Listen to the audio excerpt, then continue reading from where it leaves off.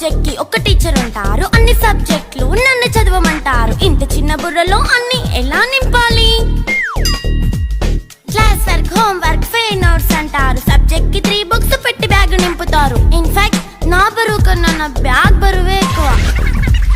క్వశ్చన్లు, ఆన్సర్లు, సర్ప్రైజ్ టెస్టులు అన్ని దాటుకొని మళ్ళీ స్కూల్ వ్యాన్ ఎక్కేసి అమ్మయ్య ఇక ఇంటికి వచ్చేసామనుకుంటే మార్క్స్ తక్కువ వస్తే చెయ్యాలి అసైన్మెంట్. రిపోర్ట్ కార్డ్ చూపిస్తే ఇంట్లో ఉన్న పనిష్మెంట్. హోమ్ వర్క్ చేయమంటూ మమ్మీ చంపుతుంటుంది. ట్యూషన్ టైం అయిందని డాడీ తరుముతుంటాడు. డాన్స్ క్లాస్ కి వెళ్ళమని తాతయ్య తిడతాడు. స్నాక్స్ తిని వెళ్ళమని నాన్నమ్మ ఆపుతుంది. ఇక అన్నీ అయిపోయాక కాసేపు టీవీ చూద్దామంటే మమ్మీ ఎంట్రీ ఇచ్చింది. బెడ్ ఎక్కమంది. చిన్న నాప్ తీసేలోపు తెల్లారిపోయింది. అయ్యో మళ్ళీ మొదలు ఈ స్కూల్ కష్టాలు.